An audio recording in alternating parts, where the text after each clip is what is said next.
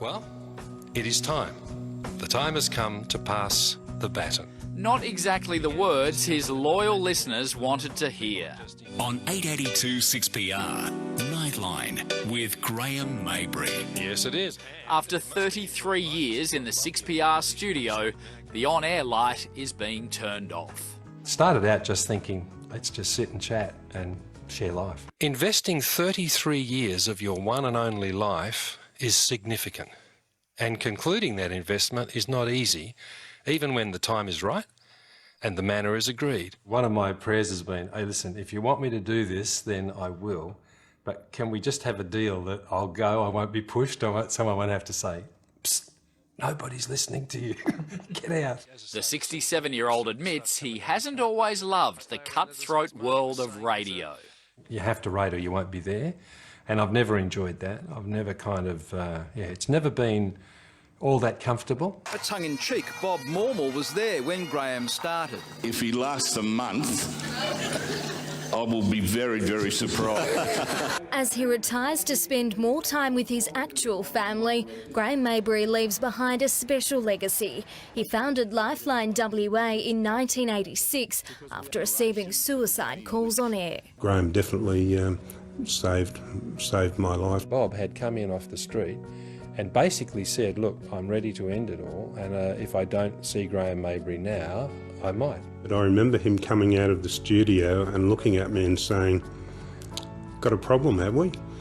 And I said, yes, and he said, well, let's sit down and have a cup of coffee and we'll talk about it. His voice, over all of those years, comforted people who needed comfort. I'd like to tell you about my daughter and the free gift she gives me. She's a drug addict. Every day that she's clean is a gift. Oh, wonderful gift. I don't pretend to have the answers, because mostly I don't, but just to care and to listen and try and give everybody dignity. Like, everybody has a right to be heard. Many nights I lie in bed and just listen to him, and he's always got something positive to say. I put the radio in Mum's coffin because she loved to listen to you. You're kidding. I'm not kidding. The popular 6PR presenter was farewelled in style. His final Nightline show was a tribute broadcast in front of an audience of hundreds of listeners. When they said, let's do a live show, I thought, yeah, but what if you get 3 or 5 present? And to see this many people prepared to come out and just say, we've been part of things, it's enormously rewarding. And even 85-year-old ladies pull me aside and go, I always go to bed with Graham Mabury. Loved by his audience. Thank God for Graham. He never forgot where he came from. I'm just an ordinary kid from the suburbs. Or why he was there. We did it all just so you know, God loves you. With his wife, Merle, he shared his life of service with his audience. If you have a choice between meeting me and Merle, meet Merle. What are you looking forward to about having him at home? The company. Saying goodbye one last time. Good night. God bless. One day at a time, sweet Lord.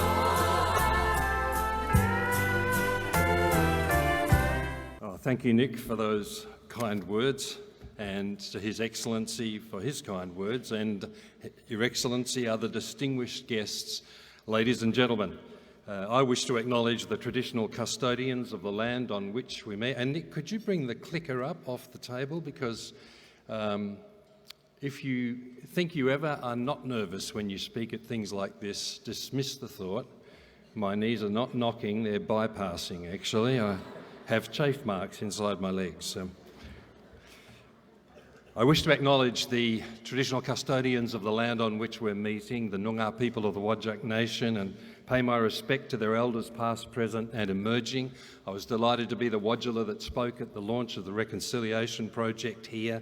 And as a church, we treasure our relationship to the Noongar people, have a Noongar art exhibition each year, and works of Noongar art are hanging in our foyer as I speak. And it's a privilege to be here at the 30th Governor's Prayer Breakfast, the first for His Excellency, and we will pray for him, I'm sure. I ask you to.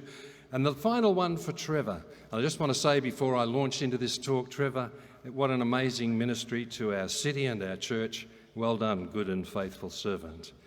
And asking you to pray is something very common to me, because remember, Nightline was This clicker and I are going to have a strange and wonderful relationship. Sorry, guys. Nightline was a program that was fully commercial. It was a commercial program on a commercial station, not sponsored by a church.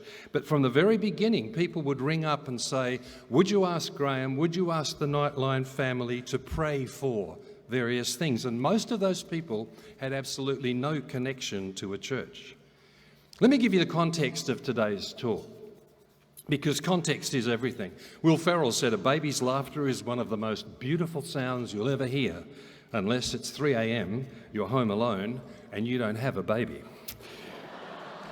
This will be a personal talk. I asked Trevor and the leaders, and they made it very plain. This is to be the story of your journey. But I want to tell you my personal story by saying, first of all, I have respect. My Christian faith demands that I respect your faith position, whatever it is, whether you have one or none. I hope to follow Peter's instruction to the early church. I've been asked to give an answer for the hope that's in me, but I hope I'll do it with gentleness, and I promise you I will do it with respect.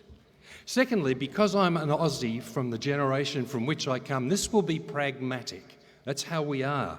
Let me explain by the tale of two truckies. The first one was driving his prime mover down St George's Terrace.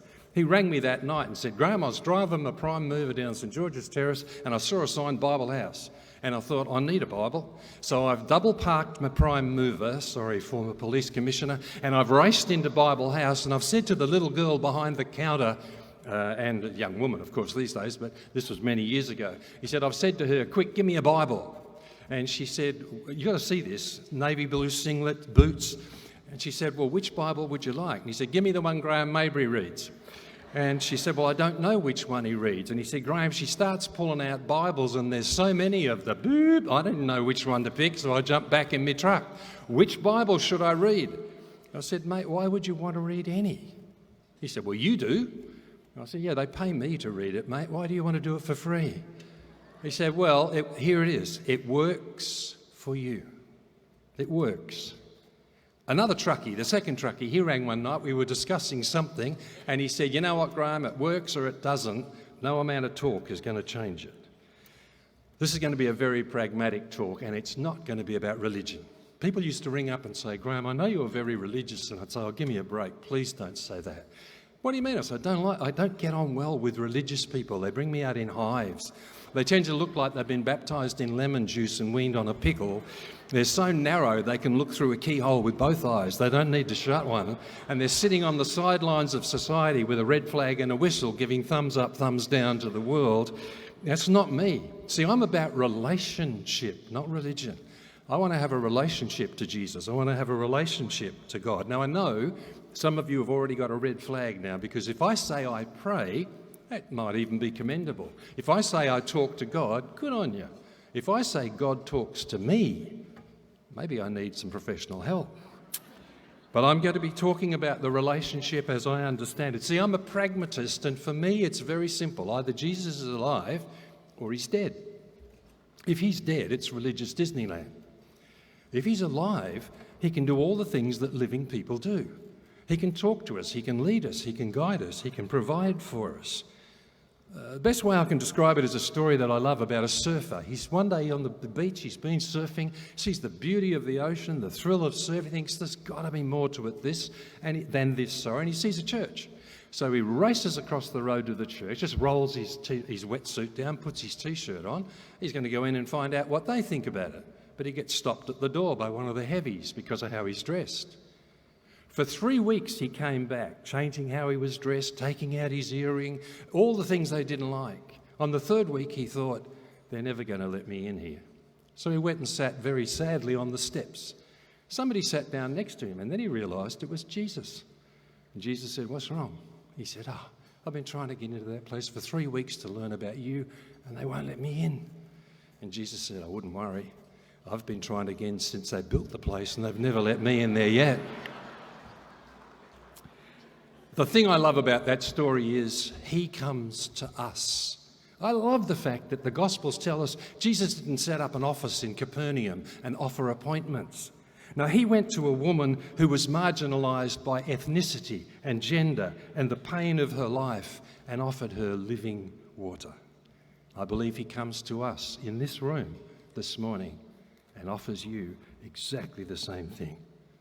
When I received Trevor's call, my Geordie grandmother would have said, I was stunned and amazed. And that describes our whole journey. Merle and I have lived our lives stunned and amazed. I succeeded for 33 years in a space in which I had no right to succeed at all. I was selflessly supported by a church I never planned to join, in a role I never thought I would ever have. Now, we had been at Jesus People. Hopefully I haven't wrecked this and it works. Hang on, sorry. The Jesus People slide, guys, if we could. There we go. Thank you. I've been at Jesus People, working with homeless young people, working on drug rehabilitation programs, so I'm thrilled the Shalom team is here this morning. You heard Bob Mormel say he didn't think I'd last a month. That was a very fair assessment. See, media is a cutthroat business. It's a pop environment. Perform or perish. You're an optimist if you take your lunch. Nobody buys a weekly bus ticket. You pick up a memo to see who's resigned and you go, oh, it's me. Neil Adcock had preceded me. I'm following someone who had 9 years top-rating radio in Adelaide. He's a doyen of broadcasting. In fact, when Neil told me he was going to Canberra, my first sentence was, Neil, whoever tries to replace you on Nightline 5 nights a week is an idiot.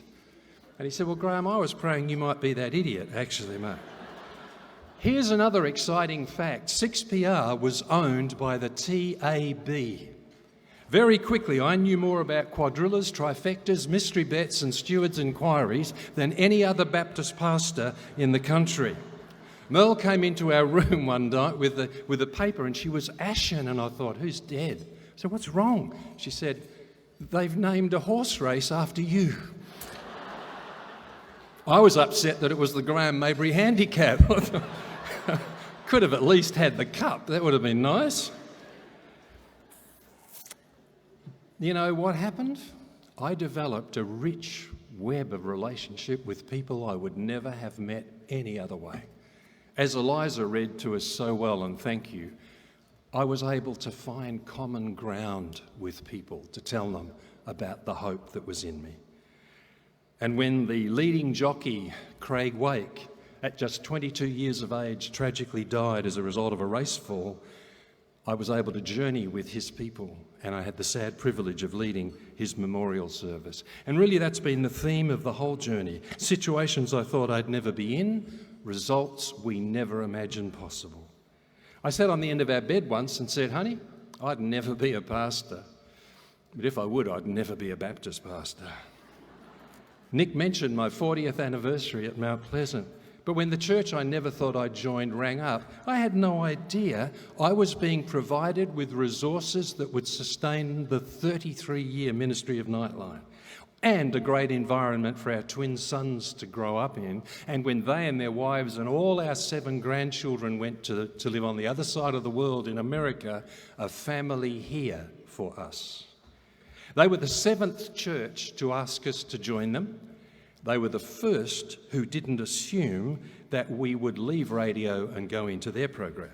In fact, when the wonderful Fred Stone, the leader of the Times, said, I said to Fred, what about this? He said, Graham, don't leave the community. For goodness sake, take us into the community with you. We don't want to be a middle-class ghetto or the last bastion of the status quo. I said, Fred, I will never ask anyone to come to Mount Pleasant, so you could help me for years and not have one person cross the door of your church. And his reply was, we're here to build the church, not just this church. I was getting calls, as you heard on the clip, calls like the one from a woman in a phone box, literally battered, fleeing domestic violence when there were few refuges and no support lines. Or the gentleman, the man who called me up and he said, Graham, I don't know why I've called you. I guess I just want to say goodbye to somebody. I desperately needed off-air backup. 6PR kindly provided us 2 desks in the sales department, and from somewhere, I don't even remember where, These wonderful volunteers with training came forward and we just covered the nights, just covered them. From that tiny, shaky beginning, today has come Lifeline WA. Last year, Lifeline WA took part in 65,453 crisis conversations. Over 50,000 on the phone and the rest in the rapidly growing digital, online and text conversations. For Merle and I, our heart sings as we see this growth in lives being saved and how it continues to grow under the great leadership of CEO Lorna McGregor and the Chair Peter Thomas and the board and the team. And they are both with us this morning, and so are some of the Lifeline team. And I honour you and I thank you for being present. But you know, back then I had no idea I was laying the foundation of anything. I was just trying to survive. Scared stiff. One of my prized possessions is a personal letter from Mother Teresa. She's one of my heroes, of course. And she said this, as you already saw earlier because the clicker went funny. I am only a little pencil in the hand of our Lord. If the writing or drawing is good, we don't praise the pencil, honour the pencil or the material that's used. We honour the one who used it. And I'm so grateful he's been prepared to use a blunt, dodgy pencil like me. A producer in one of the many crises that you face in radio, this was a sticky one, and the producer said, excuse me, hey Mabesy, it'll be all right. It always is on this program, it'll work out. It always does. And I said, oh, I love your faith. And this, she said to me, I've worked on a lot of radio programs, but this one is different.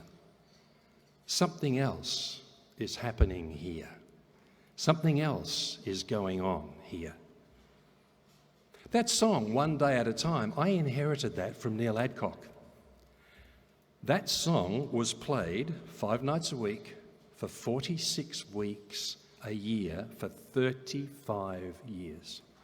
Right at the end, if we were too busy to play the whole song and just played a bit, people would ring in. And they didn't ring in saying, if you play that song one more time, I will... No, they rang in saying, could you please play the whole song? You see, over the journey, I realised it spoke for every person battling addiction. One day at a time, Jesus. Every person journeying with serious illness. Every person dealing with grief. People like Pauline. Pauline she had a child, she was pregnant with a second, her husband left her for someone else. She was driving home late at night, she was absolutely desperate, and she said into the night air, God, if you're real, you better make yourself real to me now. She was teetering on the brink. And she put the radio on in the car. I happened to be speaking to a woman of her age in exactly her situation. And as I spoke to this woman on the air, I was speaking to her, and it was at the end of the program, so One Day at a Time came on. As she walked into her home, she started singing, One Day at a Time, sweet Jesus. That's all I'm asking. Just give me the strength to do what I have to do. I spoke to Pauline this week. She's very happily married for a second time, long-term marriage. Now she has 4 wonderful children, 2 of them are pastors. Or people like a woman who rang up when I had a guest who journeyed with cancer, and she said, look, I have cancer, how do I face tomorrow? And that lady rang us from time to time. She would never give us her name, and she would never tell us what hospital she was in. One night, my producer said, come out, I'll play a record and some ads. You've got about 2.5 minutes, 3 minutes to talk to this lady. She wants to say goodbye because this illness is about to take her voice. And I was saying, God help, what do I say to somebody when it's the very last time? And as she spoke, I realised she was in the team that thought, have I done enough good things? You know, the scales with God, is there enough in the good scale? And I said to her, you know, the great thing, it doesn't depend on what we did, whether we're good enough, it depends on what he did. And Easter tells me he did enough. And then something came to me, and I said, it was a D.L. Moody thing for those who know him. And I said, have you got a magazine there? She said, yeah, I got something. I said, well, say that's all the things in your life that bother you, that trouble you as you're dying. And say this is you, and say your other hand is God. Actually, the Bible tells me that you've got that stuff on you now, he willingly took that. So put the book in the other hand, and she did. I said, what's left on you? And she said, nothing. Nothing left. Well, I said goodbye, and it was goodbye. Driving home that night, I got to Shepperton Road. I could take you to the very spot, and some of you, this won't mean anything, but for the edgy evangelicals in the room, you'll know what I mean. I realised I didn't lead her in the sinner's prayer. I was horrified. I didn't sleep. I rang Neil Adcock the next day and I said, Neil, I've just stuffed up. I didn't lead her in the sinner's prayer. And Neil said 2 things, Graham. 1, the Apostle Paul never said the sinner's prayer. And number 2, do you think God loves that woman so little that if you have stuffed up, and I don't think you did, he wouldn't have someone else and come and talk to her, a doctor, a cleaner, a nurse? And I heard God say to me, Graham, I've reviewed your application for the position of Messiah, and you're a little bit short in a couple of the essential. I got room for a servant on the West Coast if you want to do that. Here's something about prayer you might enjoy. Thanks, guys. Prayer changes things, except the toilet paper. That's all you. We weren't just sitting back, we were working hard. We were working hard on things like creating the biggest blanket in the world to get into the Guinness Book of Records. One of my brilliant producers had this idea, we really want to get a lot of blankets for the needy this winter. If we knit the biggest blanket in the world, that's a huge number of blankets and people will like the challenge, and we actually did it. We actually got into the Guinness Book of Records for 1 year. Thanks, guys. We got into the Guinness Book of Records for 1 year, and then another English town knocked us off. We stretched out the biggest blanket in the world, not far from here in what used to be the Burswood Dome. But you know, so much more was going on. Someone else was at work, the master artist. We were honouring skills we discovered that are often denigrated or ignored. We were honouring the love that goes in when someone knits or crochets a blanket. And we started putting little cards in when we gave the blankets to the poor. We used to put this in. This blanket was handmade for you with love by a member of the Nightline family. It comes to you with the prayer that it will warm your heart as well as your body this winter. But we discovered we weren't just joining squares, we were joining people. Sometimes, you know, connections that went over years that we could never have seen produced amazing results, like Father Dan. I joined Jesus People, I left them, went to I joined, Jesus People, and then got a phone call from the ABC after about 4 weeks saying, would you come back for 6 weeks and be our acting religious programs officer? I thought, that's funny, I've been acting religious for years and now they want to pay me to do it. But I met Father Dan when we did a community hymn singing at the Scarborough Catholic Church. He was a magnificent guy, and we just clicked. And then I went back for a long time past. Then he arrived one day to see me with a lovely lady, Tina, and he said, Graham, I have fallen in love. I no longer have my gift of singleness. I've applied to the Pope to be given permission to marry. But I've seen people take this journey and they get a bit bitter and I don't want to. Can you help? Well, I don't think I was much help, but I was delighted when he was given permission and he and Tina married. Another long gap. Then I desperately needed someone to look after these wonderful volunteers and my nose was just above the waterline. And guess who came to be our off-air counselling coordinator? Father Dan and Tina. He's with the Lord now, but Tina is with us in this room today, and she's still on the phones at Lifeline. Connections we could, yeah, I agree.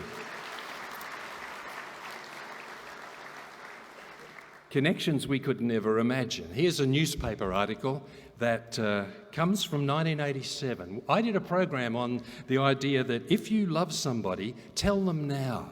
Don't wait till they die and put it on Facebook the day after when they can't read it. Bill and Irene were a lovely family in the suburbs, and they thought, our boy Tony is on a stopover on his way to London. We're going to ring his hotel and tell him we love him. The next day, he was found dead in his hotel room.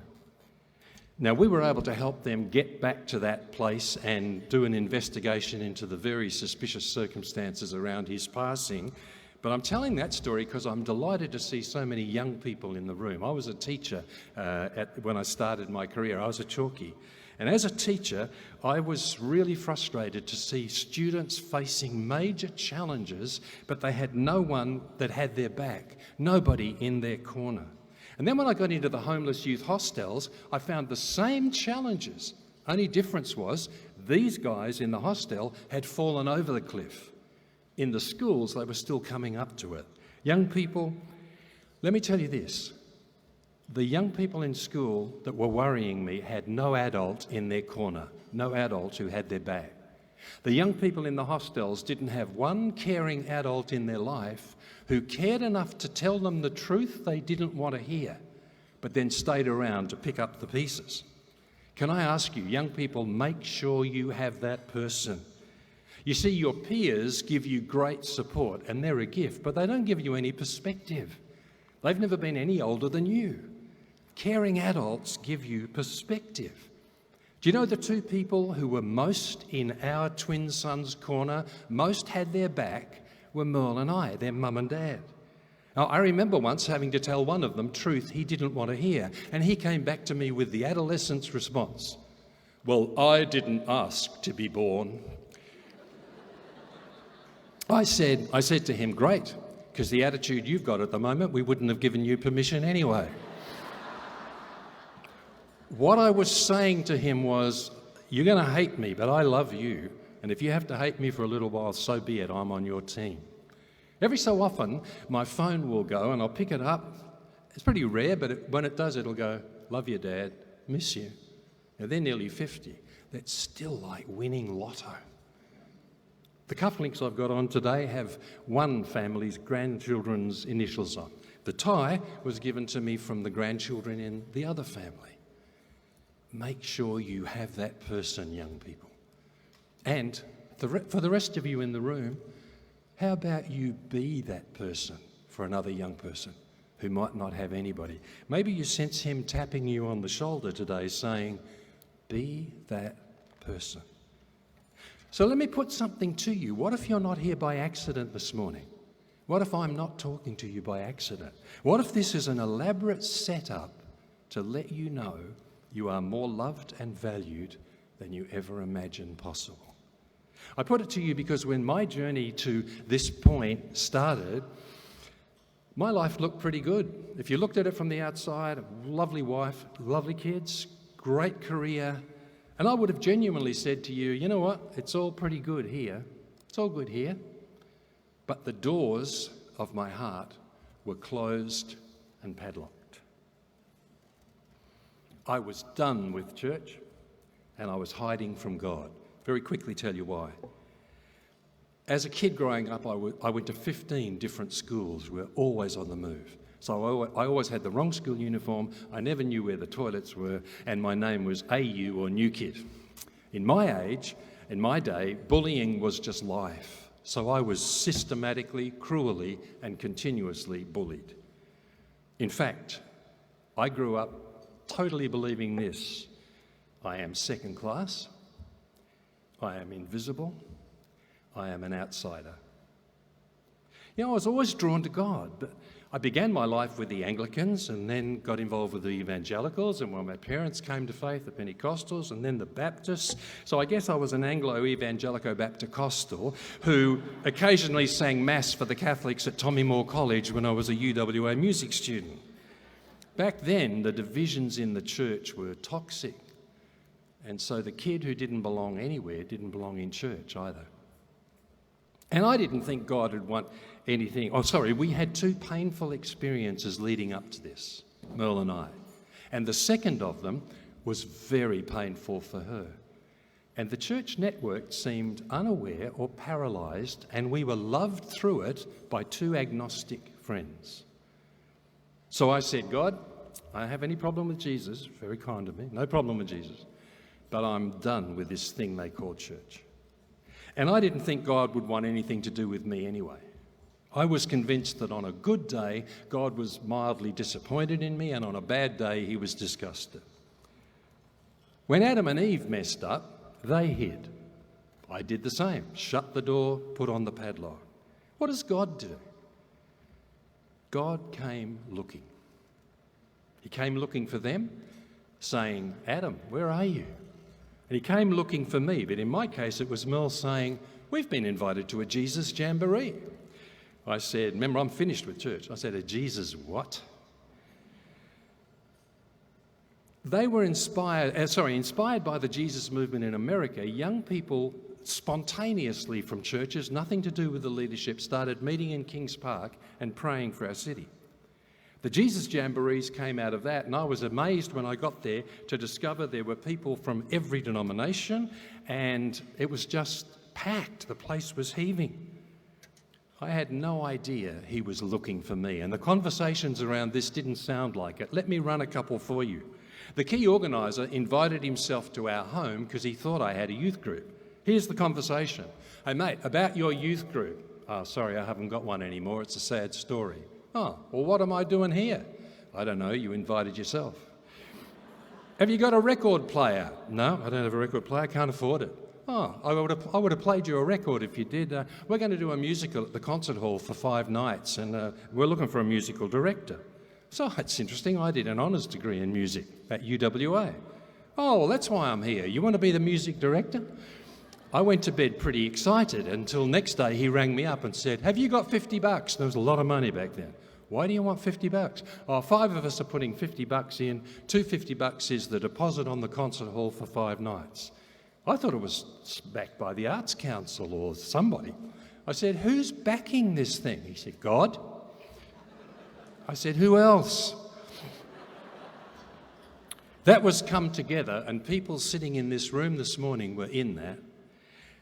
It was an absolute miracle, I have to say. Only 2 people in the entire cast had any public profile.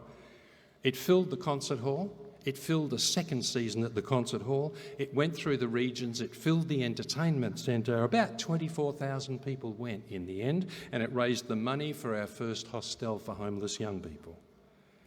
Let me take you to another conversation some months later. Hey, Graham, we think God wants you to come full-time to this. Inwardly, I went, yeah, right.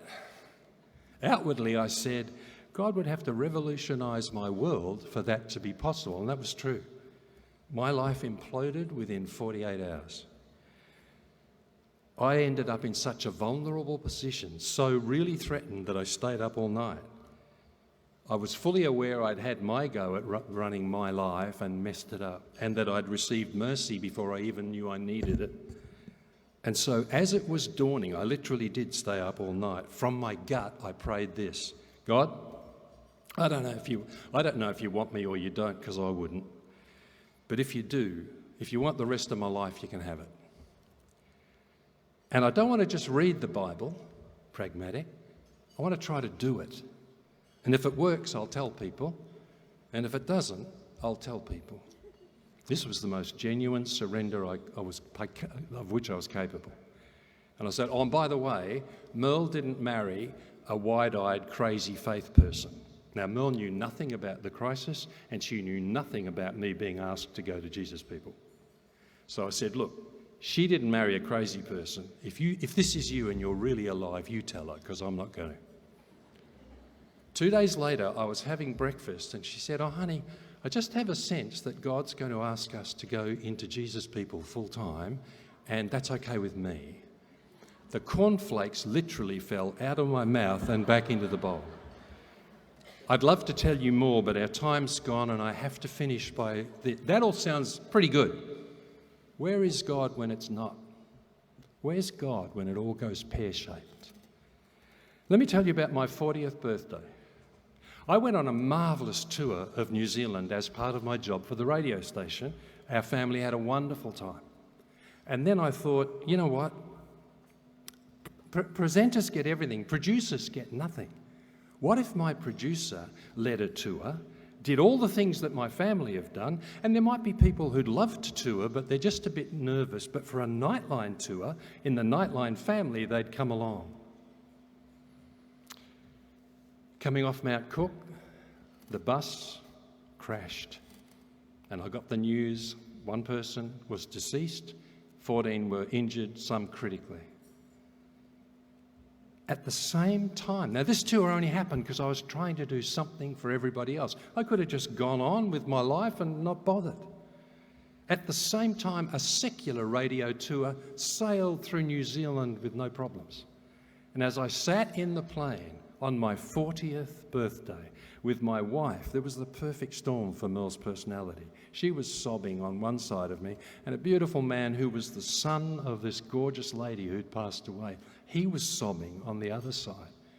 And from my heart, I said, God, if this is how you treat your friends, I'm not surprised you don't have many. Now, I apologised later, but you know what I discovered, and I want to say it to you this morning? It's better to stay close to him and express your anger than shut the doors. Read the Psalms. They did it a lot. But the word on this can't come from me. There's a lady who has much more authority than I do. I'm the patron of the Compassionate Friends. The Compassionate Friends is the self-help group for parents whose children die. They don't want you to join that because the membership fee is way too high. This lady had one son. He was driving, he felt there was no drugs, there was nothing like that. He just fell asleep. He'd been overdoing it. He fell asleep and he was killed. When you're sitting with a mother who's lost her only son, once you've said, I'm here, I'm so sorry, I will pray, can I help? Anything else you say is just an asinine cliche. So we just sat in silence. But after a long silence, she looked at me and she said, Graham, do you know what? If there was no God, if there was no Easter, if there was no hope, I would still have this horrendous pain. But that's all I would have. I'd still have the pain, but that's all I'd have. Well, I'd love to think some of you are sensing a tap on the shoulder or a tug at your heart. Maybe you've never really thought seriously about this whole Jesus thing, but you're thinking, you know what? I think I need to take a step. Well, a good idea is read the Gospels. They're very reliable historical documents. But here's an even simpler thing. Why don't you say, God, if you're as real, if you're alive like Mabury says, show me. Trevor gave God 2 years to prove to him that God was real, remember? And God only took 20 months. But that was his prayer. If you're real, show me. Pauline in the car said, God, if you're real, you better show me you're there. Young people, I hope you're prompted to make sure you find that person. And if your mum and dad are that person, tonight when you go home, tell them you love them and tell them you don't want anything. Make sure they're sitting down, but tell them you love them. Others in the room, is he asking you to be that person?